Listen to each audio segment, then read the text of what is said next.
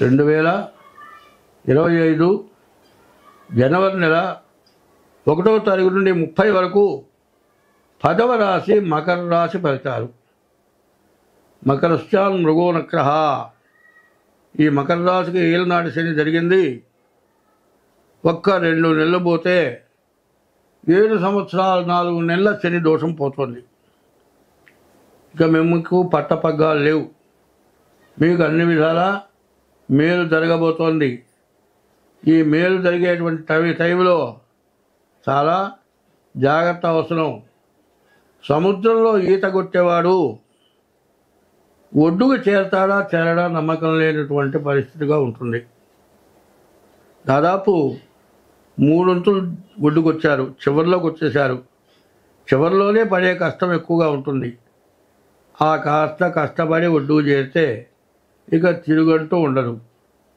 ఈ రాశి వాళ్ళకి శని ద్వితీయంలో ఉన్నాడు. ధనాధిపతి. పర్వాలేదు, మీ బాకీలైన తీరినాయి. రేపటి నుంచి మంచిగా బతకడానికి మంచి అవకాశం వచ్చింది. మీకు రాహు ఒకరు పూర్తిగా బాగున్నాడు. మిగతా 7 గ్రహాలు సరిగా లేవనే చెప్పాలి. శుక్రుడు రాహువు ఇద్దరే బాగున్నారు. కాబట్టి ఈ 2 నెలలు మీరు జాగ్రత్త పడాల్సిందే. ఈ 2 నెలల లోపల ఏమండి, ఇప్పటికీ 2 సంవత్సరాల నెలకు ఒకసారి జాతకం చూపించుకోమన్నారు. 3 సార్లు చూపించుకున్నాం. శనికి 19,000 చెప్ప 3 సార్లు చేయించాము. ఇంకా ఏం చేయమంటావని కాదు. ఇప్పుడు మీకు కావాల్సింది ముఖ్యంగా చెప్పాలి అంటే శనికి జపం కాదు, అసలు గ్రహస్థితి ఎట్లా ఉంది, గోచారం కాదు, గ్రహచారం ఎట్లా ఉంది చూపించుకొని మీరు జాగ్రత్త పడితే చాలా మంచిది. అయితే ఈ శని ద్వితీయంలోకి వచ్చిన శని 2 సంవత్సరాల 7 సంవత్సరాల 5 మాసాలు 4 మాసాలు అయిపోయింది. 2 మాసాల్లోనే దెబ్బతినేటువంటి సమయం దగ్గరలో ఉంది. కాబట్టి ముందు ఎట్టి పరిస్థితుల్లో మీ జాతక రీత్యా ప్రవర్తన చేయండి. ముందు దైవాన్ని పూజించండి. మరి అన్నదానం చేయండి. బియ్యపు రవ్వ పంచదార కలిపి చీమల పుట్టలకు వేయండి. ఈశ్వరుడికి మారేడు దాలతో పూజ చేయండి. శనికి నువ్వుల నూనె నల్ల నువ్వులతో అభిషేకం చేయండి. ఇట్లా చేస్తే మీరు అన్ని విధాలా దాదాపు పడవలసిన కష్టాలు ఎవరు పడుండరు. మీరు పడ్డ కష్టాలు అన్నీ అయిపోయినాయి, చివరికి వచ్చింది. కాబట్టి ఇప్పుడు మీరు ఎంత జాగ్రత్త పడితే అంత అవకాశం ఉంది. మీకు తాకట్టులో ఉన్నటువంటి ఆస్తి ఉంటుంది. తాకట్టు నుంచి బయటపడటానికి మంచి సమయం ఆసన్నమైంది. కాబట్టి మీ జాతకం చూపించుకుంటే మీ ఆస్తి పోకుండా నిలబడుతుంది. ఉన్నది పోగొట్టుకోకుండా ఉంటే కొత్తది వచ్చినంత ఫలితం. కొత్తది రావక్కల్లా మీ తిండి మీరు తిని మీ ఆస్తి మీరు పోగొట్టుకోకుండా ఈ 2 నెలలు జాగ్రత్త పడండి. రాహువు, శుక్రుడు, కుజుడు ఈ 3 గ్రహాల వల్ల మీకు మంచి జరగబోతోంది.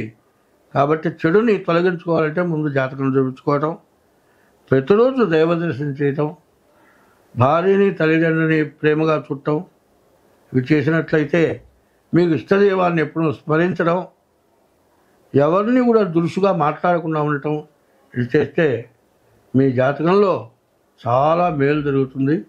మరి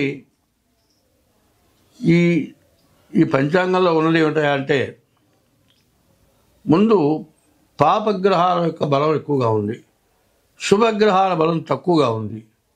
అందువల్ల చెడు ఎక్కువగా పెరుగుతుంది, మంచి అనేది చాలా తక్కువ.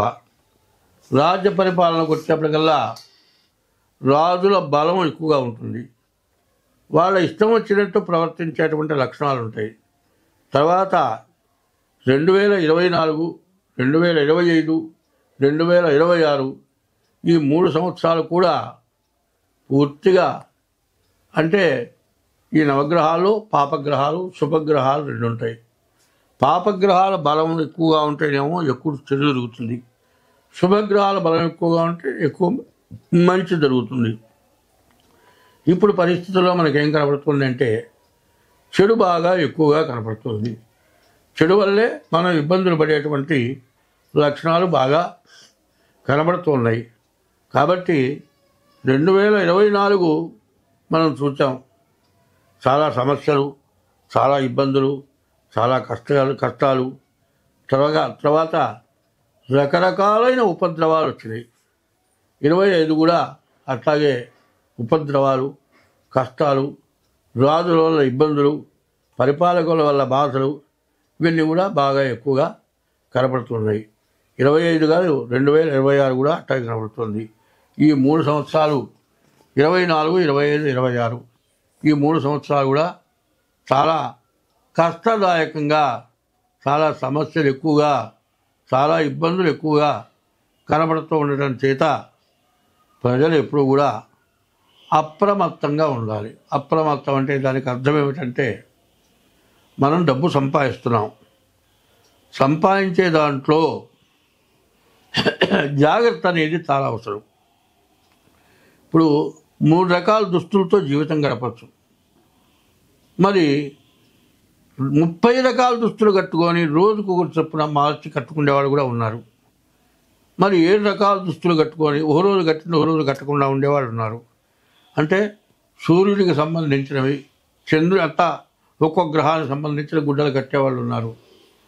ఇవన్నీ కూడా మనకున్నటువంటి బలం, ధనం వల్ల మనం కట్టగలుగుతాం. ఎవరు ఏదైనా ఇప్పుడున్న సంవత్సరాల్లో ఎట్లా ఉండాలి అంటే జాగ్రత్త చాలా అవసరం. జాగ్రత్త ఎట్లా ఉండాలి? ఏదో కట్టుకుంటానికి వస్త్రం, దానికి ఎంత విలువైనా పెట్టచ్చు. ఎంత విలువైన వస్త్రం ఏమవుతుంది? ఎంత విలువైన వస్త్రమైనా కూడా ఒంటికి బాగానే ఉపయోగంగానే ఉంటుంది. అదే నూలు వస్త్రం అయితే ఎటువంటి ఇబ్బంది లేదు. అదే పట్టు కట్టుకోవాలనుకుంటారు, పట్టు వస్త్రం ఒంటి నుంచి జారిపోతూ ఉంటుంది, అది గొప్పగా అనుకుంటాం. అట్లాంటి భేషజాలకు పోకుండా సామాన్యమైన వస్త్రం కట్టుకోవటం, సామాన్యమైన తిండి, రాజభోగాలు చేయాలనుకోకుండా ఈ సంవత్సరం అంతా ఎంత జాగ్రత్త పడితే అంత ఇబ్బంది లేకుండా అందరం బ్రతకగలుగుతాం. కాబట్టి ఈ సంవత్సరం ఎంతో జాగ్రత్తగా, ఎవరితో శత్రుత్వం లేకుండా, ఎవరిని మంచివాడిని విమర్శిస్తే తలకాయ ఎంచుకొని వెళ్తారు. ఒక ఆడమనుషులు ఉన్నారండి, ఆడవాళ్ళల్లో 4 రకాల స్త్రీలు ఉన్నారు. ఈ 4 రకాల స్త్రీలో పద్మిని జాతి స్త్రీ ఉందండి. ఆమెను ఏమన్నా ఏం మాట్లాడదు, చేయబట్టుకొని లాగినా కూడా మెదలకుండా వెళ్ళిపోతుంది. ఇట్లా జరిగిందని కూడా ఎవరికి చెప్పదు. శంకిని జాతి స్త్రీ ఉంది, అది తిరగబడి కొడుతుంది. ఇటువంటి వాళ్ళు ఉంటారు. కాబట్టి ప్రతి వాళ్ళలో కూడా రకాల మనుషులు ఉంటారు, రకాల స్వభావాలు ఉంటాయి. ఎందుకంటే ఒక్కొక్క గ్రహస్థితిని బట్టి ఒక్కొక్క రకం స్వభావాలు ఉంటాయి. కాబట్టి చెడుకు దూరంగా ఉంటాం, మంచికి దగ్గరగా ఉండటం. ఇది కాకుండా ప్రతి నెలలో కూడా మీ జాతకం చూపించుకోవడం చాలా అవసరం. పోయినసారి కూడా అట్లాగే చెప్పాను. అదే కాదు, అన్నిటినీ మంచి ఏమిటాయా అంటే, మనం ఆహారం తింటే శరీరానికి శక్తి వస్తుంది.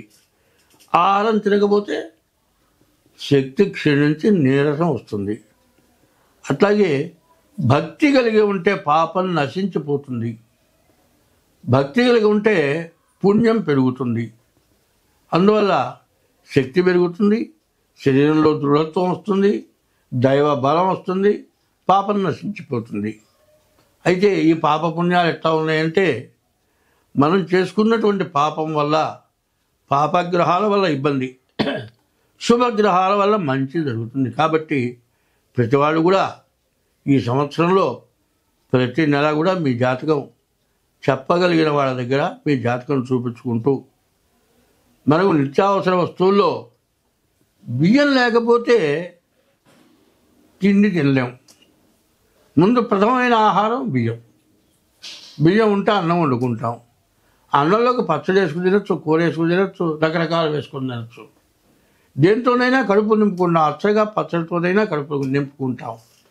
మరి ఆహారంలో, తినే ఆహారంలో బియ్యం ఎట్లాగో మన జీవితంలో మంచి జరగటానికి ఎప్పుడు కూడా దైవబలం కావాలి. జాతకంలో చెడు ఏమన్నా ఉంటే అది పోగొట్టుకోవాలి. ఇటువంటి లక్షణాలు ముఖ్యంగా ప్రతి వ్యక్తి కూడా కావాలి. ఇది ఎంతైనా మంచిది. తర్వాత మన హిందూ మతంలో ఉండేటువంటి లక్షణం ఒక్కటే, ప్రతి వ్యక్తికి కూడా స్త్రీ పురుషులు ఒక వ్యక్తికి ఒకటే భార్య, ఒక వ్యక్తికి ఒకటే భర్త. అది తప్పితే ఇంకో మాట చెప్పలేరు. భరించేవాడు భర్త, భాగం పంచుకునేది భార్య.